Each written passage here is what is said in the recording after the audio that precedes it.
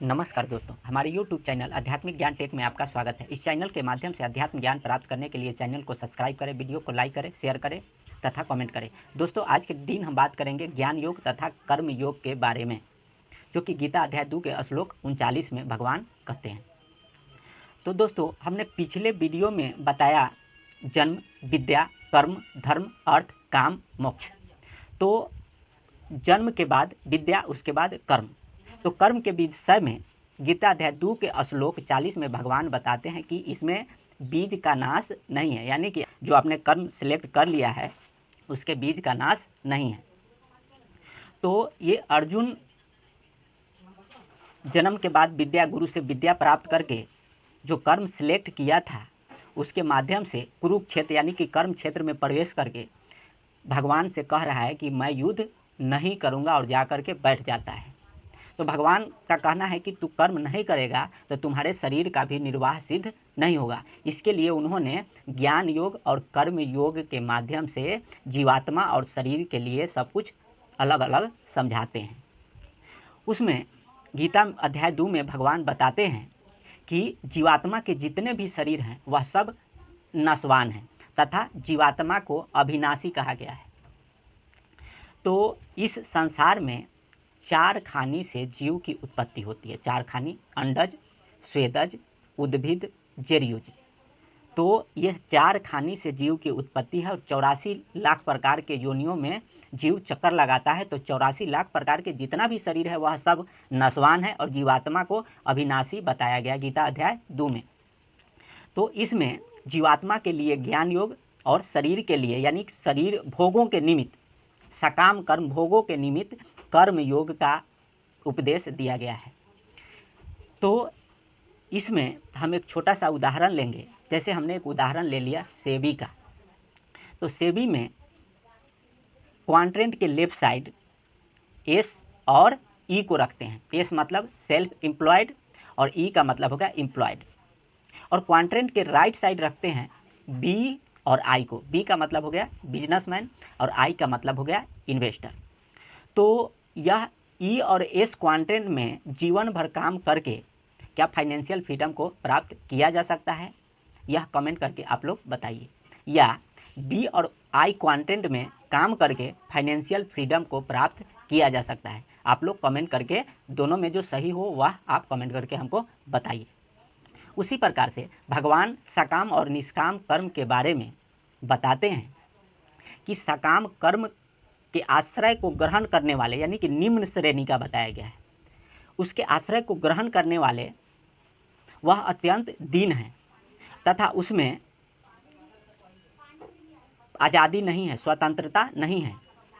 वहीं निष्काम कर्म यानी कि आध्यात्मिक साधना, गीता अध्याय 2 में उपदेश के हिसाब से सकाम कर्म का मतलब हो गया वेदों में विधान किए हुए भक्ति साधना, और निष्काम कर्म हो गया आध्यात्मिक साधना।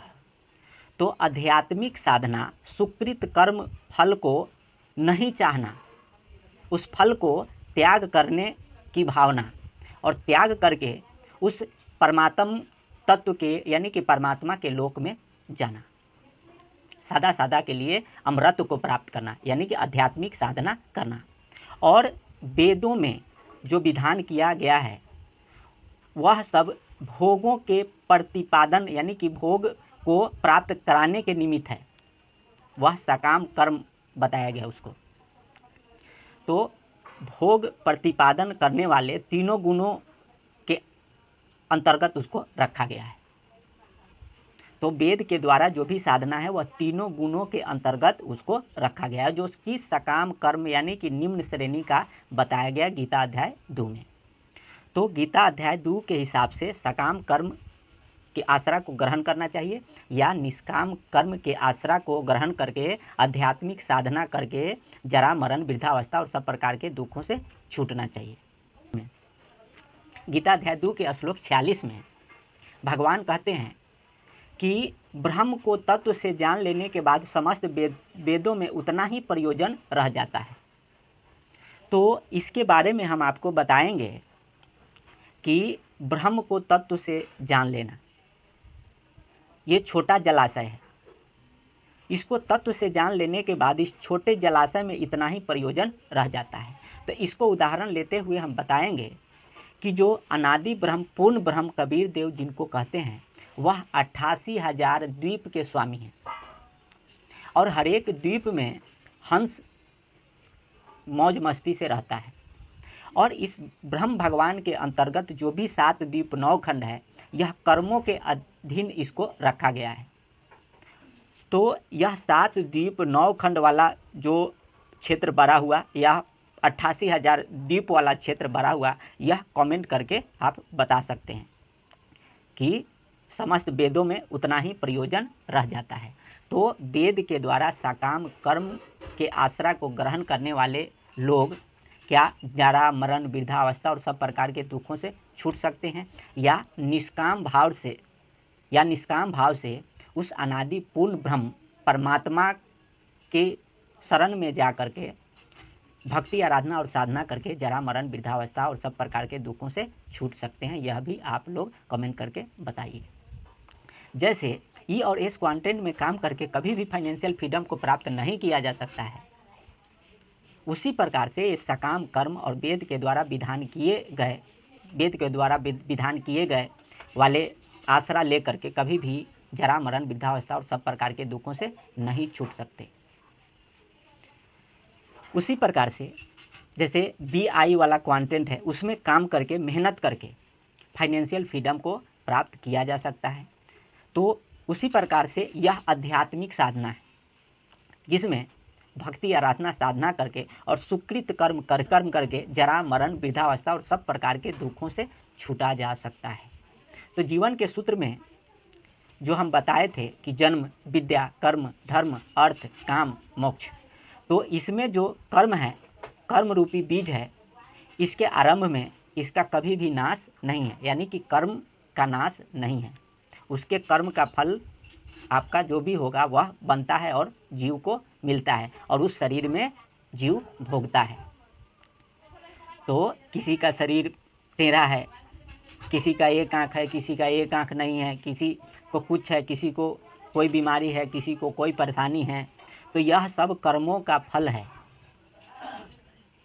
तो यह जो कर्म का फल है वो बीज उसका है, वो उसका नाश नहीं होता। और उसका नाश तभी हो सकता है जब आध्यात्मिक साधना करने से और सुकृतस्य यानी कि सुकृत कर्म के आश्रय को ग्रहण करने से, यज्ञ के निमित्त जीवन जीने से उसका नाश हो सकता है। दूसरा कोई उपाय नहीं है।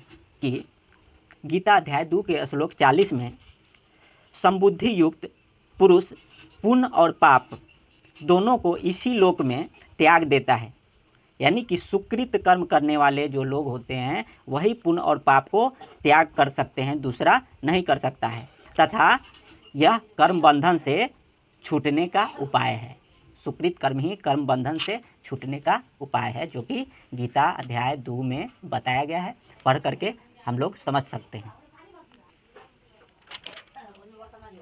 तो सुकृतस्य कर्म ही है, जो सुकृत कर्म है, जो कि पुण्य और पाप को क्रश कर सकता है। तो यही समझना है। और गीता अध्याय 2 में इसको बताया गया है कि जीवात्मा का जितना भी शरीर है वह सब नश्वान है। तो यह वेद में जो भी विधान किया जाता है वह सकाम कर्म के अंतर्गत आता है और उसके साधना का प्रतिपादन करके और उसका साधन करके जीव स्वर्ग लोक तक जाता है। भोगों को भोगने के बाद फिर पुनः पृथ्वी लोक पर आकर के कर्म करता है। उसको त्याग करके आध्यात्मिक साधना करना चाहिए और सुकृत कर्म करके पुण्य और पाप को सुकृत कर्म करके पुण्य और पाप से छूटा जा सकता है। तो मिलते हैं अगले वीडियो में, तब तक के लिए नमस्कार।